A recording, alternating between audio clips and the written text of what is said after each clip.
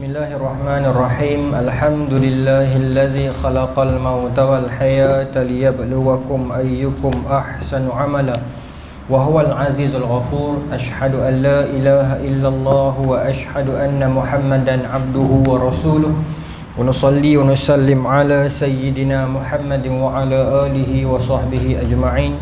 Radina billahi rabba wa bil islami dina wa bi Muhammadin nabiyyan wa rasulah. Tuan-tuan, puan-puan, muslimin, muslimat yang dirahmati Allah, Assalamualaikum warahmatullahi ta'ala wabarakatuh. InsyaAllah tuan-tuan dan puan-puan, pada malam ni kita menyambung lagi kita punya kuliah bulanan kita. Kita menggunakan pakai kitab karangan Maulana Abu Hasan Ali An-Nadwi yang berjudul Madza Khasirul A'lam bil Hintatil Muslimin. Apakah kerugian dunia dengan kemunduran umat Islam? Kita masih lagi dalam bab pertama. Kita akan masuk kepada subtopik yang seterusnya pada malam ni, iaitu permusuhan antara kaum Yahudi dan Nasrani. Buat yang baru mengikuti pengajian ini, dalam bab pertama Maulana Abu Hasan Ali An-Nadwi memasukkan seperti mana yang disebut selalu oleh tokoh-tokoh. Perkataan ini tak silap saya diguna pakai oleh apa nama ni, Allahumma salli tadi duk main di kepala ni, orang Melayu punya tokoh hebat ni, Profesor Syekh Naqib Al-Atas. Itu perkataan selalu digunakan oleh dia. Saya pernah baca satu tulisan kata perkataan ini dicetuskan oleh beliau, iaitu pandangan sarwa. Pandangan sarwa. Kalau dalam bahasa Inggeris ni kita panggil apa tu pandangan sarwa ni? Allah tak main. Jadi pandangan sarwa. Jadi bab satu ni Maulana Abu Hasan bagi pandangan sarwa dulu, whole figure. Satu-satu agama, satu-satu kaum menurut sejarah. Nanti bila masuk bab 2 dan seterusnya dia akan pergi secara detail. So kita masih lagi membincangkan dalam bab yang pertama. InsyaAllah. So malam ni subtopik kepada orang kata apa ni, masih lagi dalam bab pertama, tapi kita telah masuk kepada dimensi peperangan antara Yahudi dan Nasrani, Yahudi dan Kristian. Satu bab yang saya kira cukup menarik. InsyaAllah. Baik. Pada permulaan abad ke-7 abad ke-7 sering kali terjadi pertempuran antara kaum Yahudi dan Nasrani. Pada akhir masa jabatan Kaisar Phocas, kaum Yahudi melancarkan serangan padu kaum Nasrani di Antioquia. Antioquia ni di Turki. Kerana itu Kaisar Romawi mengirim pasukannya di bawah pimpinan Aborsus, dia bukan Aborsus, dia Abornus, untuk menumpas pemberontakan kaum Yahudi. Kita telah masuk perbincangan kepada kurun ke-7, iaitu di mana zaman ini berlaku pertempuran besar. Sebenarnya dia bukan antara Yahudi dengan Nasrani. Pertempuran ini adalah di antara pertempuran antara Parsi dengan Rom. Asalnya pertempuran antara Parsi dengan Rom. Parsi, kerajaan dia meliputi daripada seluruh India, bawa naik ke Pakistan, ke Afghanistan, ke Iran dan sebagainya. Rom pula daripada Eropah sampai dia bertembung di mana? Bertembung di Syria. Parsi sempadannya sampai ke Iraq, Rom sampai ke Syria. Tapi Allah Ta'ala punya kuasa, dua kerajaan agung ni, tersangat agung, dua kerajaan dunia yang sangat besar ini, tak pernah terimpikan oleh mereka untuk nak pi Husya, tanah Arab. Kalau kita baca dalam sirah tuan-tuan, dia pun tak berkenan, tak mau buka tanah Arab ni. Sebab kita punya rendahnya level orang Arab ni. Tak tahulah rendah level ataupun Tuhan lindungi tanah tersebut. Tapi kira zaman jahiliah ni dengan depa tidak ada tamadun, tidak ada perkembangan dan sebagainya, menyebabkan empayar Parsi dan Rom ni yang kuasa dunia, dia tak rasalah nak pi tanah Arab ni. Dan berlaku pertempuran besar. Siapa dia bunyi macam testing?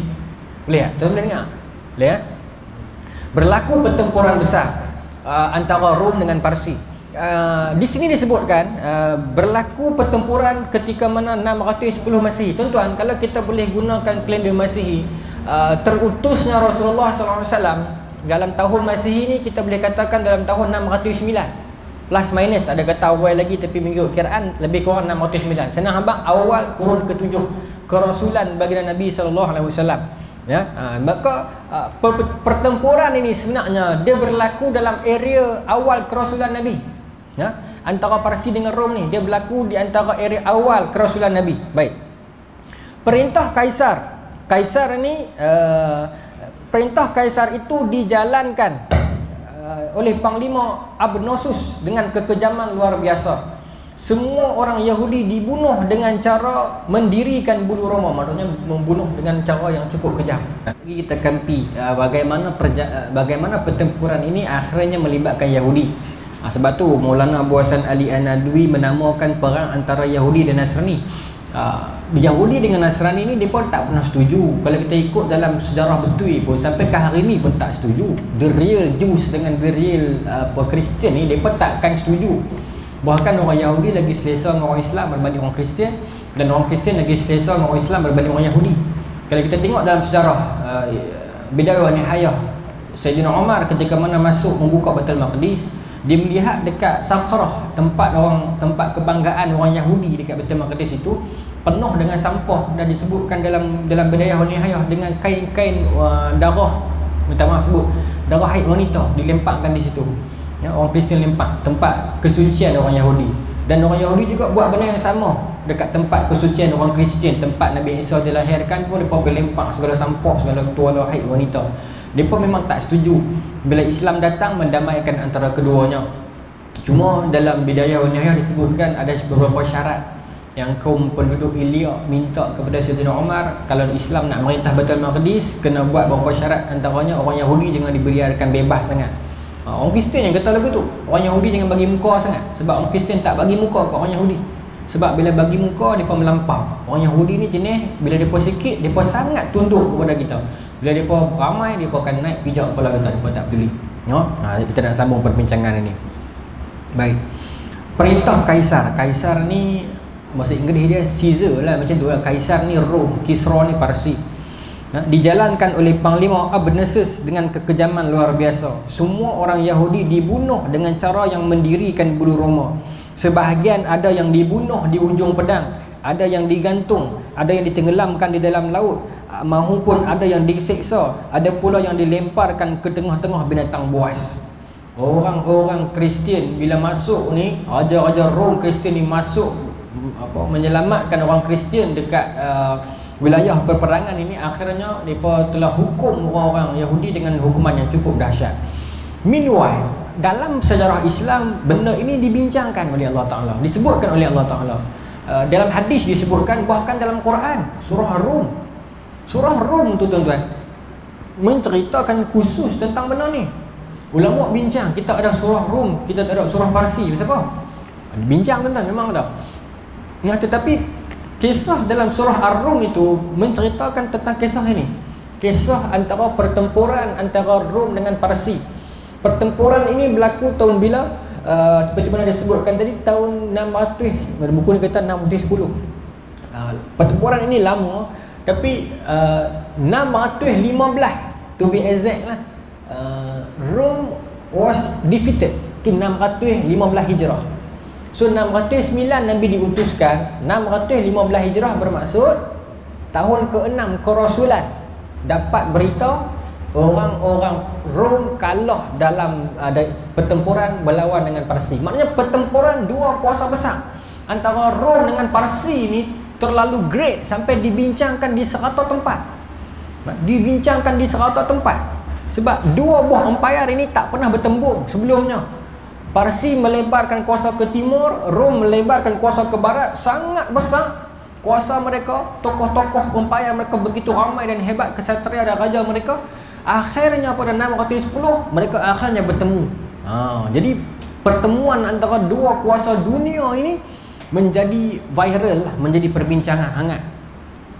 Contoh kata hari ini, Amerika dengan Rusia lama duk tengkak aku, tiba-tiba perang antara dua negara ni, tiba-tiba. Macam tu ibaratnya. So tuan-tuan, pertempuran ini akhirnya tercetus 610, 615 Hijrah ni kekalahan kepada tentera Rom. Apa kaitan dengan Islam? Tuan-tuan ingat 615 bermaksud ke tahun ke-6 kerasulan Nabi. Bila tahun ke-6 bermaksud Nabi di Mekah. Rupanya dalam kalangan orang Mekah, mereka duk main bet siapa akan menang. Dan benda ini Tuhan turunkan ayat Quran cerita satu perbincangan yang menarik. Saya bawa malam ni Sunan Tirmizi. dalam juzuk yang kelima ada bab abwabut tafsirul Quran. Imam Tirmizi masukkan dalam juzuk yang kelima Sunan Tirmizi bab menafsirkan ayat-ayat Quran. Ada di antaranya Imam Tirmizi masukkan satu-satu tafsiran surah yang ada yang bersabit dengan hadis. Maka surah Ar-Rum ni juga ada tak terlepas. Jadi saya bacakan dekat tuan-tuan malam ni kita bincang di sudut dua dimensi. Muka surat 184 juzuk kelima hadis nombor 3191 dan ke atas. Perbincangan tentang tafsiran surah Ar-Rum. Bab wa min surratir Rum. Masuk bab 31 tentang tafsiran surah Rum. Baik. Haddatsana Abu Musa Muhammad bin Musanna, haddatsana Muhammad bin Khalid ibnu Asmah, haddatsana Abdullah bin Abdurrahman Al-Jumahi, haddatsana Ibnu Syihab Az-Zuhri, Ubaidullah bin Abdullah ibnu Utbah an Ibnu Abbas, daripada Ibnu Abbas. Anna Rasulullah sallallahu alaihi wasallam qala li Abi Bakrin fi manahabatin fi munahabah alam ghulibatir Rum ala ihtatta ya Abu Bakrin fa inna bid'a ma baina salasin illa tis'in. Qala Abu Isa hadzal hadisu hasan gharib min hadzal wajha min hadisin Zuhri an Ubaidillah an Ibni Abbas. Baik.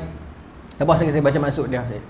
Hadis yang kedua. Haddatsana Nasr bin Ali Al-Jahnabi, haddatsana Al-Mu'tamir bin Sulaiman an abihi an Sulaiman Al-A'mash an Utaib an Atiyah an Abi Sa'id qala lamma kana yawma Badrin zaharatir Rum ala Faris fa'ajaba zalikal mu'minin fanazalat alam ghulibatir Rum ila qawlihi yafrahul mu'minuna binasrillah. Qala fa farihal mu'minun bi zuhurir Rum ala Faris. Qala Abu Isa hadzal hadis hasan gharib min hadzal wajha. Baik. Hadis ni perbincangan hadis. Baik. Imam Tirmizi meriwayatkan beberapa hadis, ada 1 2 3 4 5 hadis mengisahkan tentang ayat Quran ghulibatir Rum ini. Ghulibatir Rum, alif lam mim, ghulibatir Rum. Ghulibatir Rum bermaksud Rom has been defeated. Rom ghulibat, telah dikalahkan. Tuan-tuan, kenapa benda ni sampai masuk dalam Quran? Kenapa benda ni sampai masuk dalam hadis? Ayat Quran sebut jelas Rom telah dikalahkan, namun Rom akan satu hari nanti akan bangkit menewaskan Parsi dalam tempoh bid'in 3 sampai 9 tahun. Perbincangan. Kenapa jadi macam ni? Disebutkan macam ni, saya baca. Kanal musyrikun yuhibbuna ay yazhara ahlul Faris 'alal Rum. Sesungguhnya orang musyrikin di Mekah itu sangat mengkehendaki orang Parsi menang. Sebab kita tengok bola MU lawan Liverpool, kita tak ada kena-mengena pun. Tapi kita punya semangat ni tuan-tuan, tengkak dekat sukan star tu, Allah, macam pasukan tu kita punya. Lagu ni lah. Orang Mekah ni tuan-tuan, mereka duk tengkak, duk bincang pasal Parsi dan Rom ni, serupa macam mereka sebahagian daripada Parsi dengan Rom tu. Dalam hadis sebut, Imam Tirmizi riwayat, kata Nabi, kanal musyrikun yuhibbuna ayyazhara ahlul Faris 'ala Rum. Orang-orang musyrikin Mekah, mereka sangat mencintai, sangat nak orang Parsi menang. Ya. Baik. Li'annahum wa iyyahum ahlul awsan. Kerana orang-orang Parsi sembah berhala. Rupanya yang menyatukan mereka itu sembahan. Orang Parsi sembah berhala lain. Orang Parsi sebahagiannya ada Majusi, ya kan? Ada kaum Majusi yang sembah api. Tapi poin dia adalah penyembahan kepada sesuatu, awsan, berhala ke, api ke, pokok ke. Kita satu kepala, satu geng. Maka orang musyrikin Mekah yang menyembah berhala ni sokong yang sembah berhala juga. Baik. Wa kanal muslimun yuhibbuna ayyazhara Rum 'ala Faris. Dan orang-orang Islam di Mekah masa tu sangat mendoakan agar orang Rom menang. Bukan mendoakan, mengkehendaki, mencintai, mengharapkan orang Rom menang. Sebab apa? Li'annahum ahlul kitab. Sebab depa tu korang-korang walaupun salah, walaupun telah terubah kitab itu. Kita dah bincang tahun 300 lebih di Indonesia dalam bab-bab sebelum ni. Sekarang dah tahun 600 lebih lah. Maksudnya dah diubah dah, ya. Tapi walaupun diubah, tapi at least ada titik persamaan. Kita ada kitab, depa ada kitab. Kita kenal Allah, depa kenal Allah dengan cara depa, tapi at least ada kalimatan sawa bainana wa bainakum, kan Quran sebut. Ada kalimah yang sama. Sebut Ibrahim, depa tahu Abraham. Sebut Musa, depa tahu Moses. Sebut Isa, depa kenal Jesus. Walaupun ada beberapa perbezaan di sudut pemahaman itu, tetapi at least ada ruang persamaan untuk bincang. Kalau nak dengan kaum yang menyembah berhala, tak ada tu tak ada nak teli kau mana. Kan? Maka tuan-tuan, kata Nabi, orang Islam nak orang Rom menang, nak empire Rom menang. Orang musyrikin Mekah nak orang Parsi menang. Baik. Wa kana al-muslimun yuhibbuna an yazhara ar-Rum ala Faris li'annahum ahlul kitab. Fadzakaruhu li Abi Bakrin, fadzakarahu Abu Bakrin li Rasulillah sallallahu alaihi wasallam, amma innahum sayaghlibun. Baik. Maka tuan-tuan, bila tahun 615 Hijrah, tahun ke-6 kerasulan, tiba-tiba dapat berita orang Parsi menang, kaum penyembah berhala menang, kaum Taghut menang. Maka menjadi satu tamparan yang sangat hebat kepada orang Islam di Mekah. Hampa kata Muhammad betul, hampa kata agama tauhid betul, hampa kata agama yang sembah bukan kepada berhala ni betul. Lagu mana orang Rom yang kata lebih kurang dengan hampa jalannya walaupun tak sama satu parti, dia boleh kalah. Geng-geng kami yang sembah dewa-dewa berhala-berhala ni menang. Dia pergi peleceh orang Islam di Mekah ni. Dia pergi peleceh. Maka tuan-tuan, bila benda tu diadukan kepada Nabi, turun ayat Quran. Ayat Quran tadi ni, Ghulibatir Rum ni. Ya? Kemudian Tuhan sambung, amma innahum sayaghlibun tu. Ayat tu panjang lah. Dalam ayat tu Tuhan sebut Islam akan menang, orang Rom akan menang nanti bid'ina sitin, bid'ina sana kot. Contoh cek lah surah Rum. Bid'in lah, tapi yang poin dia adalah bid'in ini bahasa Arab bermaksud daripada 3 kepada 6, itu bid'in. Macam nafarin 1 sampai 10. Dia istilah-istilah tata bahasa Arab lah. Bid'in bermaksud between 3 to 9. Itu bid'in. Okay, tak tahu apa, tapi bid'in. So tu Allah Taala sebut mereka akan menang dalam tempoh bid'in tahun, antara 3 ke 9 tahun. So tapi poin yang dia highlight di sini adalah Nabi kata, quote ayat Quran, amma innahum sayaghlibun. Ketahuilah hari ini orang Rom kalah, tapi nanti mereka akan menang. Mereka akan menang balik. Maka Abu Bakar dengar Nabi kata macam tu, Abu Bakar nak pergi fight dengan orang Mekah. Fadzakarahu Abu Bakrin lahum. Maka Sayyidina Abu Bakar bawa cerita ni pi kat orang Mekah, kata ni yang kun abang gambar. Muhammad, Nabi kami bagi tahu, tak apa, hari ni apa seronok, Parsi menang, tapi nanti tak lama dah Rom akan menang. Padahal Rom pun kafir, Parsi pun kafir. Tapi kenapa bincang ni? Itu nanti ulama bincang, kenapa kita kena sokong ni? Kenapa ada? Sebab dia memberi satu orang kata apa, satu gambaran kepada kita. Macam mana saya nak contoh lagi ni? Contoh saya. Ini memberi satu pengajaran kepada kita, iaitu tentang apa? Ayat Quran dengan hadis ni. Ambil tahu geopolitik antara bangsa. Tu poin dia. Meskipun Nabi duduk dalam Mekah, Abu Bakar dan orang jahiliah di Mekah yang tak ada kena mengena pun dengan Parsi dengan Rom, tetapi mereka ambil tahu, bincang, siap betting lagi. Siapa akan menang? Cakna. Yang tu yang kita tak ada hari ni tu. Ada tapi tak ramai. Kurang cakna. Ada orang kata biar pilah Israel nak tindah Palestin pun bukan kacau kita. Kan? Biar pilah dunia nak terbalik pun bukan kacau kita. Dia tak mau cakna langsung dunia luar. Itu masalah dia. Sebab dalam hadis ni menunjukkan kepada kita Allah Ta'ala kira siap cerita lagi tuan-tuan. Tuhan cerita buat nanti Rom akan menang balik. Saya kalau saya baca seorang-seorang, saya duk kata dalam hati ya. Kan? Macam Tuhan sporting lah, macam layan kita akan cerita apa nanti Rom akan menang balik kan. Tuan-tuan, maka Abu Bakar seronok. Abu Bakar bagi tahu kat orang Mekah nanti Rom akan menang. Memang Rom akan menang nanti, saya akan cerita tahun bila. Tapi bila Abu Bakar pergi habaq kat orang Mekah, dekat segala Abu Lahab, Abu Jahal semua ni, Umayyah bin Khalaf semua ni, yang Rom akan menang, Rasulullah kami bagi tahu. Maka kata depa, faqalu ij'al bainana wa bainaka ajalan. La ni sembang saja tak gunalah, kata Abu Lahab, kata Abu Jahal, Umayyah bin Khalaf ni. Mau letak duit lah. Terus cakap bini ni pasal nak betting je pasal. Kata orang jahiliah Mekah ni, Abu Bakar sembang saja tak guna. Mau duk tak duit. Tapi depa tak pakai duit lah, depa pakai unta. Ya. Dalam syarah hadis sebut unta khulus, unta yang mahal, ya. Ij'al bainana wa bainaka ajalan. Fa in zaharna kana lana kaza wa kaza wa in zahartum kana lakum kaza wa kaza. Kalau menang hak ni ambil. Kalau lah Parsi menang nanti mai kat kami semua unta ni. Kalau lah Rom menang semua unta tu ambil kat hangpa.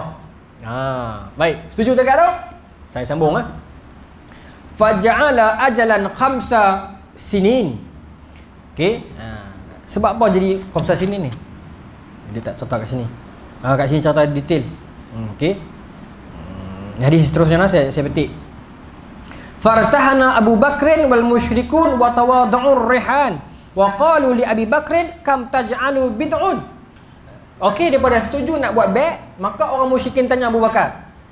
Bid'in ni 3 sampai 9. Kita nak kira berapa? Nak betting kena bagi betul-betul ya. Tak bolehlah kita duk main kita Melani menang berapa? Kalau tak 3-0 4-0. Tak 4-0 3-1. Tak 3-1 2 sama. Mana aci betting tu? Nak habaq betul-betul ya. Berapa? Bid'in 3 sampai 9. Tu bahasa Arab. Orang jahiliah pun faham. Tapi kami nak exact yes. Berapa Abu Bakar? Dia tanya Abu Bakar. Salah susinin ila tis'i sinin. 3 sampai 9 nak ambil mana satu? Tidak boleh kat hang seorang Abu Bakar. Apa kata kan? Fasamma bainana wa bainaka wasata. Law ni macam ni lah. 3 sampai 9 kita ambil tengah-tengah lah. Orang jahiliah kata kat Abu Bakar. Ni cerita pasal betting ni. Ya. Tantahi ilaih. Qala fasammu bainahum 6 sinin. 6 berapa? 5 6. Maka setujulah Abu Bakar dengan depa ni bahawasanya kita tengok sampai tahun ke-6 selepas benda ni turun. Maksudnya 615 Hijrah campur lagi 6 tahun. Kalau orang Parsi menang ataupun kalau orang Rom tak bangkit kalahkan orang Parsi, bermaksud Parsi masih memegang kejuaraan, maka unta ambil kat orang jahiliah. Kalau orang Rom bangkit menewaskan orang Parsi seperti mana ayat Quran, maka unta dapat kat orang Islam. Baik. Qala famadatis 6 sinin qabla ay yazharu. Maka berlalulah 6 tahun tanpa orang Rom menang. Orang Rom tak menang juga.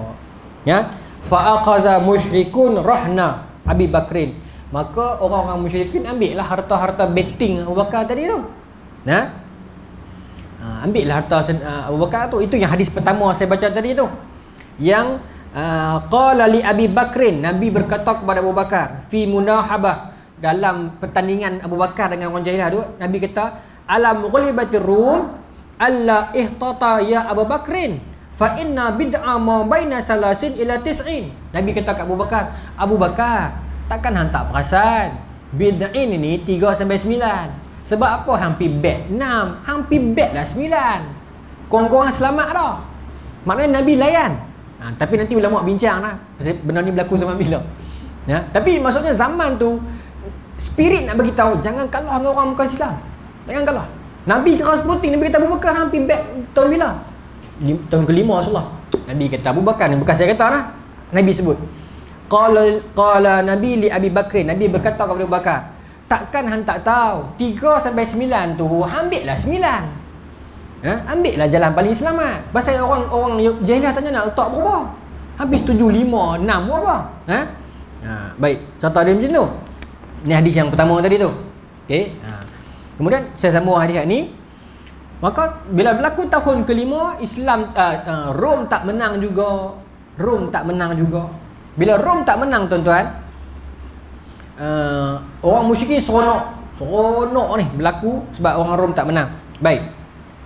615 campur 5 tahun. Berapa 6 tahun? Berapa? Tahun 621. Tak menang juga. Bila tak menang, orang musyrikin lagi kuat kekufuran mereka. 622 Hijrah, tahun selepas itu berlaku apa? Masih berlaku apa? Berlaku Hijrah. 622 masih.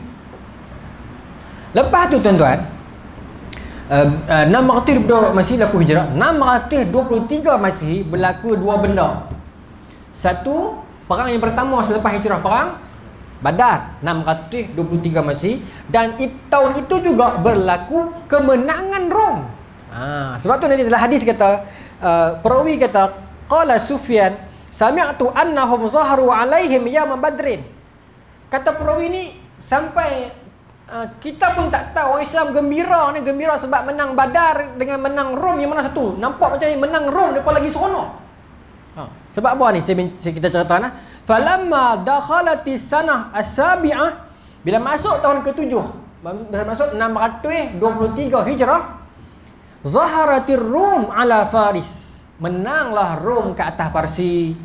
Fa'aba muslimun ala Abi Bakrin tasmiyata sitta sinin, maka orang Islam ni pakat kata kat Abu Bakar, itulah lain kali buat 9 tahun terus selamat. Biasalah orang ni bila masuk pertandingan tak mau, duduk belakang ni kemas kan. Lain kali bet 9, hampir bet tengok rugi, menang juga. Tahun ke-7 menang dah. 3 sampai 9, tahun ke-7 menang. Janji Allah. Bukan Allah Ta'ala tolong orang Rom. Memang tolong lah, tapi bukan bermaksud tolong atas nama dia itu kafir. Tetapi pertolongan ini untuk menguatkan keyakinan terhadap Islam. Pertolongan ini untuk menguatkan kebenaran kata-kata Allah dan Rasulnya. Itu tujuannya. Bukan kita nak tolong sebab Rom tu Rom. Bukan nak bagi kalahkan sebab Parsi tu Parsi. Sebab hari ini Parsi itulah Islam, Rom itulah Barat. Kan? Baik. Li'anna Allah Ta'ala qala fi bid'i sinin wa aslama inda zalik nasun kasirun. Maka kata perawi, kata perawi dalam ni kata apa? 623 Hijrah tu bila dapat berita kemenangan tentera Rom, orang Islam begitu gembira. Sedangkan yang menang tu Rom, Kristian. Tapi orang Islam begitu gembira sebab kebenaran kata-kata Allah terbukti. Tapi masa tu dah di Madinah dah lah. Dan kata perawi, wa aslama inda zalika nasun kasirun. Ramainya orang pakat peluk Islam masa tu. Meskipun mereka di Mekah, mereka dengar berita ni benar kata-kata Muhammad 7 tahun dulu masuk Islam. Itu saya kata tadi tu, benda ni bukan untuk nak tolong orang kafir bagi menang, tapi untuk menguatkan keyakinan terhadap Islam. Meskipun Rom itu Rom, Kristian, Parsi itu penyembah ausan, berhala. Namun kenapa kita cakna tentang mereka? Sebab kadang-kadang benda tu berkait dengan kita. Kadang-kadang benda tu membawa keuntungan kepada kita. Satu. Yang kedua, hadis ini memberi manifestasi bahawa kita ada benda yang kita sama, yang mengikat kita. Apa yang mengikat kecintaan orang Islam Mekah terhadap kerajaan Rom yang mereka tak pernah kenal? Ahlul Kitab. Saya rasa benda ni yang NGO duk buat. Pakai baju Love Jesus semua tu, nak tarik perhatian. Bukan kita mengesahkan Jesus mereka, kita sayang Isa kita, tapi at least bila mereka tengok, do you know Jesus either? Hang kenal Jesus juga kan? Baru mula perbincangan. Sampai hari ni kita kira nak tiba kan. Sebenarnya dia ada sandaran dia bukan main bubuh ya. Okey. Nak cari kalimatun sawak, Quran sebut kan? Pi cari kalam perbincangan titik-titik yang sama tu. Kita ada 99 titik persamaan, kita abaikan, kita bercakap satu titik perbezaan. Hari ni kerajaan Perak bertukar. Tak okey. MB baru lantik tak okey. Saya tak mau masuk politik, tapi tak tahu tuan rasa macam mana perkembangan politik Malaysia sekarang. Baik ke tak baik macam tu? Tak tahu, saya secara peribadi lah, mungkin saya silap. Saya duduk serumah seorang-seorang, saya rasa macam bagus. Tak tahulah, saya rasa lah. Setengah orang dia kata macam tak boleh Ustaz, tak stabil lah. Di sini PH bergaduh dengan UMNO, di sini PH nak baik dengan UMNO, di sini PAH dengan UMNO, di sini. Tapi saya rasa kalau benda tu berlaku, at least pergaduhan tu tak teruk sangat lah. Pasal nak kata teruk sangat pun, dalam kerajaan ni aku geng dengan dalam kerajaan tu aku bergaduh dengan tak tahulah kan. Pandangan peribadi saya lah kan. Jadi total politik lagu tu lah tuan-tuan kan. Tak masuk penat lah. Baik. Maka ambil tahu cakna tu poin dia, dan perbincangan tentang benda-benda yang ambil tahu tentang geopolitik antara bangsa, pasal benda-benda luar. Tapi benda ni berlaku tuan-tuan. Benda ni Imam Tirmizi sebut benda ini berlaku sebelum turunnya larangan kepada betting, judi. Nak jelas. Peristiwa ni berlaku sebelum turunnya larangan kepada betting. Ada sebutlah hadis ni. Ada sebutlah ni. Okey. Peristiwa ni berlaku sebelum turun ayat larangan kepada judi. Maka Nabi kata kepada Abu Bakar, tambah lagi duit. Kenapa hampir tak banyak tu? Hampir tambah balik duit, minta naik bagi 9. Minta naik bagi 9, tapi orang jahiliah tak mau. So orang jahiliah sapu habis unta Abu Bakar tu, menang kat depa betting. Tapi tak apalah. Orang kafir dapat keuntungan betting, orang Islam dapat keuntungan, ramainya orang masuk Islam. Kadang-kadang kita kalah peringkat awal itu, orang gelak ingat kita kalah. Rupanya kemenangan kita lebih besar di kemudian hari. Mungkin peringkat permulaan orang nampak kita kalah dan rugi dengan satu dua benda yang kita kehilangan, tapi kita nak untung lagi besar di kemudian hari. Tapi kadang-kadang kita kalah awal, lepas tu syarikat tu katuk, rugi terus. I share kan. Rugi awal, rugi kemudian. Tak tahulah. Tapi nak kata kat orang pun tak boleh. Orang tak ada duit. Kadang-kadang ni pun usaha juga nak cari kan ruang, tapi nak buat macam mana, kena tipu kan? Tak tahulah, tak pandai kata. Tapi orang susah. Itu point saya adalah orang susah. Orang akan cuba macam-macam cara untuk dapatkan duit. Susah hati tuan-tuan. Kita susah hati. Baik. So itu yang berlaku. Hazal hadis sahih hasan gharib. Hazal hadis gharib. Hasan gharib ni istilah Imam Tirmizi. Iaitu hadis tu perawi dia siqah. Perawi dia semua siqah. Okey. Tetapi jalur yang dibawa ini ada berlaku tafarrud. Tafarrud ni banyak jalan, tiba-tiba mai kat peringkat ni seorang je riwayat. Ataupun ada dalam satu segi yang lain bila sebut hasan gharib ini, dalam banyak perawi ni semua siqah. Perawi yang saya baca tadi ni, Nasr bin Ali Al-Jumahi Al-Jahnabi, Mu'tamir bin Sulaiman an abihi an Sulaiman A'mash an Atiyah an Abi Sa'id. Kemah. Tapi kata ni ada seorang ada problem. Dalam hadis yang ni yang ada problem adalah Atiyah bin Sa'ad Al-Janadah Al-Aufi. Imam Tirmizi sebut sebab dia ni saduq, dia ni taklah penipu. Dia saduq, dia benar. Dia saduq ni bawah sikit pada siqah lah, dia benar tapi tak trusted sangat. Yukhti'u kasiran, tapi dia banyak kali buat silap. Ya, wa kana syi'an mudlisan, dan ni juga condong kepada syiah dan tadlis. Mudlisan ni orang yang suka tadlis.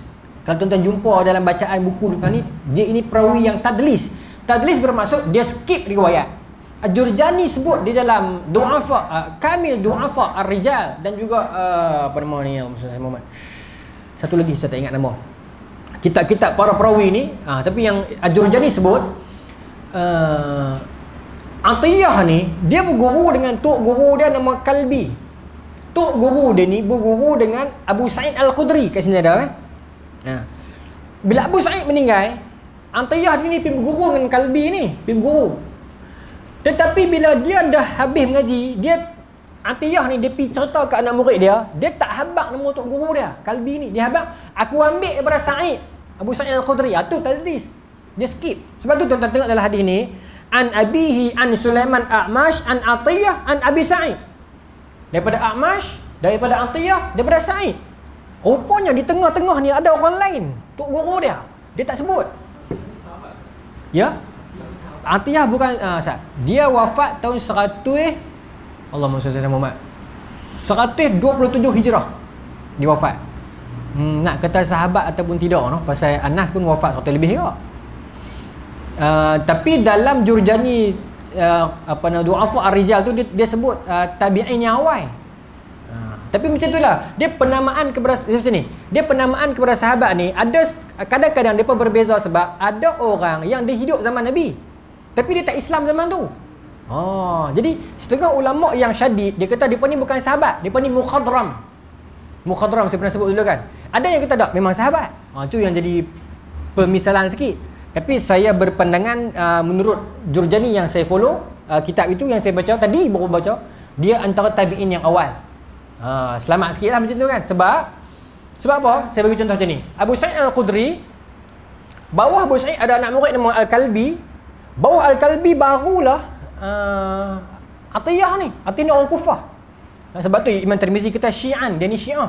Tapi Syiah zaman tu kita kena berbincang balik. Bukan Syiah akidah, dia Syiah politik. Sebab tu Imam Tirmizi riwayat daripada dia. Setengah orang kata, tengok Imam Tirmizi riwayat pada perawi Syiah. Dia bukan Syiah yang kita faham macam hari ni. Dia Syiah tahun zaman Kufah ni, Syiah politik. Syiah yang menyokong side belah Sayyidina Ali, belah Sayyidina Ali dan anak-anak lah kan. Orang kufar, kita pernah bincang itu sebelumnya. Jadi bila mana Atiyah ni, dia tak sebut nama tok guru dia, dia pergi sebut nama yang atas lagi ni, disebut sebagai tadlis. Tadlis ni skip perawi. Orang bincang, kenapa skip? Kita melihat sebenarnya tradisi hadis ni seronok tuan-tuan. Kalau tuan-tuan minat CIA, FBI, tuan-tuan mengaji. Pasal kita jadi nak menyiasat. Rupanya ada sejenis perawi yang nama tok guru atas dia ni tak berapa masyhur, orang tak berapa kenal. Tapi nama tok guru kepada tok guru dia ni kira top lah. Kira kita cerita korang, apa tahu tak? Apa nama Profesor Syekh Naqi Al-Atas. Aku berguru dengan dia. Orang dengar, tahu dia ni anak murid Syekh Naqi. Kan? Padahal Syekh Naqi tu ada anak murid lecturer kita, orang tak kenal. Kita mengaji dengan lecturer kita. Lecturer kita ambil dekat dia. Kita kata, aku abang nama lecturer aku kira jatuh lah. Aku abang terus nama Syekh. Lagu tu lah. Lagu tu jadi pun. Satu. Yang kedua, kadang-kadang nama tok guru dia tu ada sedikit problem. Ada sedikit, kalau dia sebut mengundang fitnah. Kadang-kadang dia sembunyikan, tapi dia bukan sembunyikan. Dia tak sebut nama. Itu disebut sebagai, ada istilah dia. Riwayati bil mubham, macam itulah. Meriwayatkan dengan mubham. Saya bagi contoh terus lah. Imam Syafi'i pernah ada seorang macam ni. Dia sebut haddatsana man la attahim, telah meriwayatkan kepada aku satu orang lelaki yang aku tak mau kata kat dia. Tok guru Imam Syafi'i tahu lah nama tok guru tu, tapi dia tak mau sebut. Sebab tok guru tu dia ada masalah sikit. Orang tuduh dia ini problem sikit. Tapi Imam Syafi'i kenal dia tak problem. Tetapi demi menjaga kemaslahatan, takut orang fikir bukan, takut fitnah dan sebagainya, dia sembunyikan.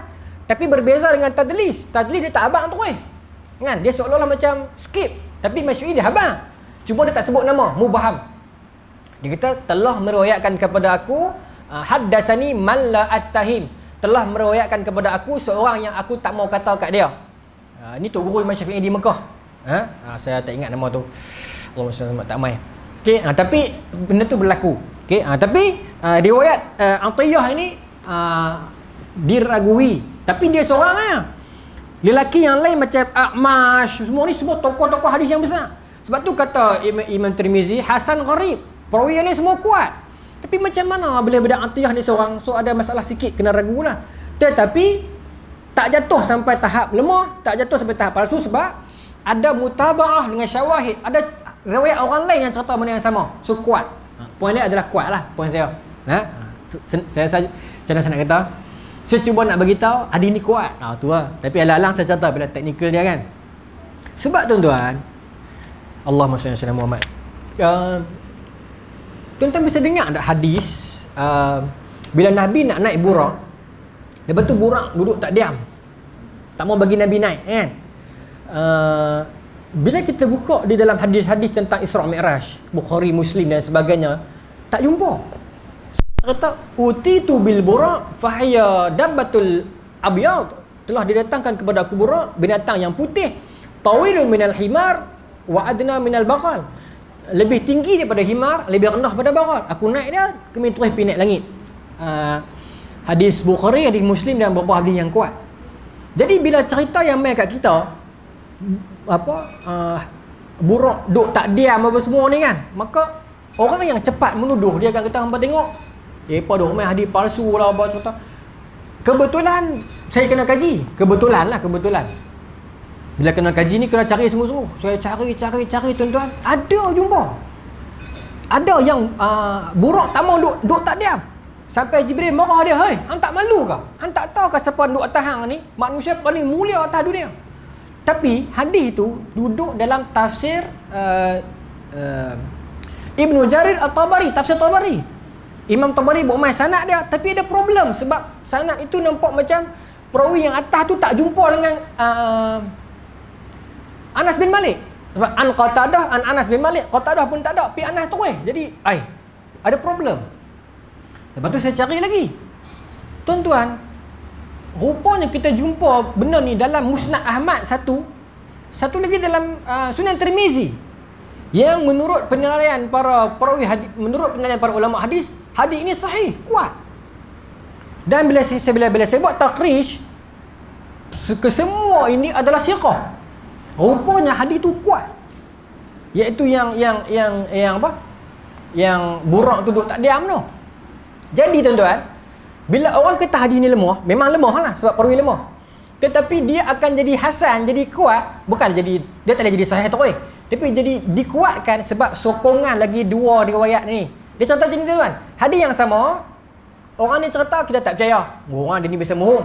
Tapi orang lain cerita, dia ni cerita betul tapi cerita yang sama. So automatik cerita ni jadi betul tu dia panggil mutaba'ah. Sokongan riwayat. Jadi kuat.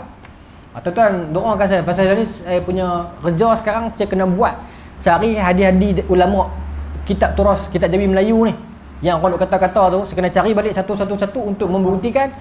Kalau saya kita kena kata saya, kalau palsu kita kena kata palsu lah, kena jujur lah kan. Saya duk cari. Alhamdulillah lah setakat lah. Alhamdulillah lah. Rupanya tuan-tuan guru kita dalam kitab-kitab Jawi Melayu ni cuma kadang-kadang kita tak jumpa. Bila kita kena buat pengkajian yang serius, rupanya kita jumpa. Seronok tuan-tuan, seronok. Okey. Saja cerita kat tuan-tuan pasal tuan-tuan support saya belajar dulu. Nak ceritalah bagi tuan-tuan seronok kan. Kesan dia, kesan belajar. Baik saya sambung lah. Boleh ke bunyi yang tadi ni? Boleh sikit ke? Okey. Jadi tuan-tuan selesai lah Maksudnya 623 orang Rom menang. Selepas perang Badar, Islam pun ramai pakai masuk Islam. Baik, nak tu Rom menang, okey, baik. Okey. Saya sambung Ini Maulana Abu Hasan cerita. Pertarungan semacam ini seringkali terjadi antara kaum Yahudi dan Nasrani. Sehubungan dengan hal ini, Al-Maqrizi menyebutkan dalam bukunya Al-Khattat. Saya tak jumpa lagi buku ni. Di masa pemerintahan Kaisar Phocas, Raja Phocas ini Raja Parsi. Tuan-tuan cari di internet, banyak kajian tentang Raja Phocas, menarik. Cuma ejaannya P-O-K-A-S, sini P-H-O sebab terjemahan Indonesia kan. Raja Persia pernah mengirimkan pasukan ke Syria dan Mesir. Selama dalam penyerbuan itu, banyak gereja di kota Al-Quds dan kawasan Syria dan Palestin dihancurkan. Kaum Nasrani dibunuh. Kemudian penyerbuan itu sampai ke Mesir. Di Mesir pun jumlah kaum Nasrani yang dibunuh tidak kalah jumlahnya dengan kawasan Syria. Tuan-tuan ingat tak? Episod tu. Sebelum ni kita simak pasal orang Kristian meliputi belah barat, belah Rom dan belah Mesir kan.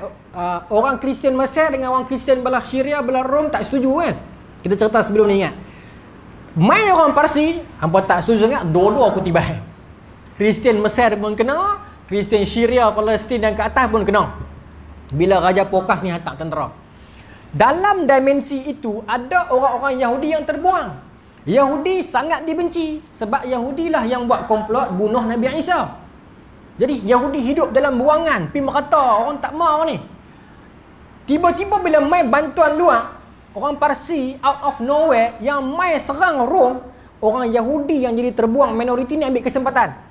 Dia panggil apa? Duri dalam daging ke no? Dia rakyat negara kita, tapi dia minoriti. Mai pasukan luar serang negara kita, dia bangkit pergi sokong penjajah. Macam tu. Jadi Yahudi ni sepatutnya sokong Rom, sokong orang Kristian sebab satu negara. Dak, dia pergi sokong orang Parsi, dia yang buka jalan. Jahat Yahudi. Tengok apa jadi tuan-tuan. Al-Maqrizi meneruskan keterangannya setelah menerangkan kemenangan Parsi. So orang Parsi jarah habis, runtuh habis gereja-gereja orang Kristian ni.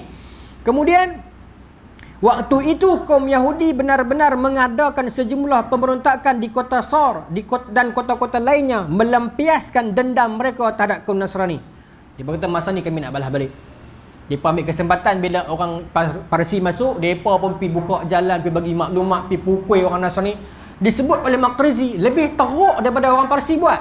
Orang Yahudi buat kepada orang Nasrani lebih teruk daripada orang Parsi buat. Orang betul tu. Baik.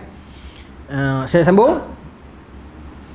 Dalam pertarungan itu kaum Yahudi berjumlah 20,000 orang. Mereka berhasil membunuh orang Nasrani yang besar jumlahnya dan berjaya menghancurkan banyak gereja Nasrani. Okey, baik. Maka depa bila orang Kristian teruk kena ni, benda ni tuan-tuan, orang Kristian pernah buat kat orang Islam. Zaman Mongol masuk, tapi saya tak mau cerita takut kita pening. Tapi lebih kurang lagu tu perangai dia. Baik, saya cerita ni dulu. Maka Yahudi bangkit pergi bunuh orang Kristian. Makrizi kata orang Yahudi bunuh lagi teruk daripada orang Parsi buat. Sampai mati, kena bunuh, kena rendam, kena baling kat dalam tengah binatang buah, orang Yahudi buat. Lepas tu tuan-tuan, Herakles. Sebab tu Herakles banyak dalam hadis kan. Nabi hantar surat kat Herakles. Herakles tanya Abu Sufyan. That was the same Herakles yang dibincang dalam ni. 624 Hijrah. Yang dalam hadis dengan yang dalam ini sama. Same guy, Herakles tu. Herakles yang sama tanya Abu Sufyan. Herakles yang sama saya rasa yang hantar surat dekat Nabi. Tapi Herakles yang hantar surat dekat Muawiyah tu saya tak pasti. Yang Herakles kata kat Muawiyah hang nak aku bunuh Ali. Muawiyah kata apa? Jangan nak kalut lah, orang Islam gaduh. Tapi yang tu saya tak siasat lagi. Tapi disebut dalam hadis Herakles juga nama dia. Saya tak pasti Herakles ni gelaran ke nama. Saya tengok saya silap lagi. Adakah Herakles ni nama ataupun gelaran macam Fir'aun? Tentu sure. Jadi benda untuk rakaman ni, jadi seraya awak kita pun kan. Tahu kita bakal cek sama-sama lah no. Baik. Dia dah duduk kat meja ni, doktor teringat saya duduk ceramah masa zaman bujang tu kat belah ni ya no. Surau ni kan. Meja pertama kita belah sini tu dulu, lepas tu baru pergi sana. Baik. Baik, tak apalah. Herakles dengar cerita. Herakles ni duduk mana ni? Herakles ni dia masa tahun 615 dia kalah dah. Dia dikurung dalam istana dia dekat Constantinople. Lepas tu berlaku plot, dia buat lagu mana saya pun tak sure, tapi saya buka banyak catatan kata berlaku satu perkara menarik. Herakles penaya orang Parsi. Tuan-tuan cari, saya cari tak jumpa semalam. Apa yang dia buat tu? Saya buka Arab, orang putih, Melayu, Indonesia, tak jumpa apa yang Herakles buat. Tapi semua kata Herakles memperdaya orang Parsi di istana Konstantin tu sampai dia bebas. Dia dikurung dalam istana dia kat Istanbul tu. Dia memperdaya orang Parsi, dia keluar nanti saat dia buat main kekuatan tentera Rom, dia pergi lawan balik, usir Parsi lari. Itu yang 623 Hijrah Parsi Rom menang. Tak apalah tuan-tuan. Bila menang dekat Rom, menang pula disebut oleh para ulama. Al-Makrizi juga menyebutkan menang yang sangat besar sampai orang Parsi tak berani usik dah. Kekuatan Rom yang main lepas tu, pimpinan Herakles ni. Bila terusir semua, Herakles masuk ke Syria dan sebagainya. Herakles ni kan dia duduk dalam tahanan di istana. Orang Parsi kurung dalam istana dia. Dia tak tahu cerita. Bila dia dah keluar dah, dia bunuh habis orang Parsi, dia halau orang Parsi lari. Orang Yahudi pi jumpa dia. Long live tuanku daulat tuanku Terima kasihlah Raja Herakles pakat mai tolong kita sama-sama geng-geng kita ni, geng-geng Nasrani dengan Yahudi ni. Hai orang Parsi ni, orang Yahudi punya perangai. Herakles pun punya seronok. Orang Yahudi mai jamu dia, mai hadiahkan dia. Tuan-tuan, orang Yahudi ni Nabi Isa lawan awal lagi. Nabi Isa lawan, saya contoh tu jadi complicated pula no. Bila Nabi Isa ditugaskan untuk menarik balik orang Bani Israel masuk ke ajaran Islam yang sebenar, depa lawan. Antara yang mengecewakan Nabi Isa adalah bila mana depa menukar agama mereka kepada bisnes. Dalam Bible sebut, depa buka bank-bank untuk menukar, untuk menjual agama. Nabi Isa yang disebut dalam Bible yang Nabi Isa baling bangku rukih tu geram kat depa. Depa geram bila Nabi Isa menggugat, maka depa plot dengan raja apa masa tu, Herodes ke? Raja Herod kan, untuk bunuh Nabi Isa. Tu yang orang Yahudi bunuh Nabi Isa pasal menggugat kekuatan depa. Kekuatan bila mana depa dapat keuntungan daripada agama. Itu yang orang Yahudi bunuh Nabi Isa. Betul orang Kristian benci orang Yahudi. Ini berlaku yang awal lagi lah. Okey. Baik.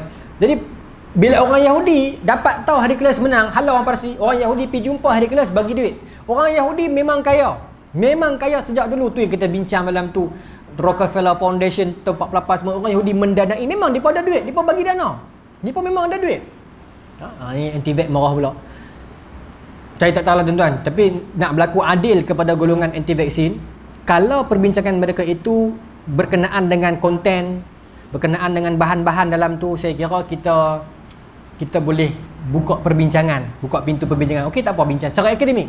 Tapi kalau melibatkan sampai label dajjal dan sebagainya, itu yang saya tak suka. Tapi kalau sekadar perbincangan bahan-bahan konten yang ilmiah yang tak berlaku, tak perlu bergaduh, saya rasa okey. Bincang kan. Itu yang kita tak mau label tu. Baik. Saya sambung. Maka orang Yahudi pergi jumpa Herakles, jamu bagi duit apa semua ni, lepas setengah dah saya nak pergi cepat-cepat. Maka orang Yahudi kata, boleh tak tuanku sumpah dengan nama Tuhan, tuanku takkan apa-apakan kami.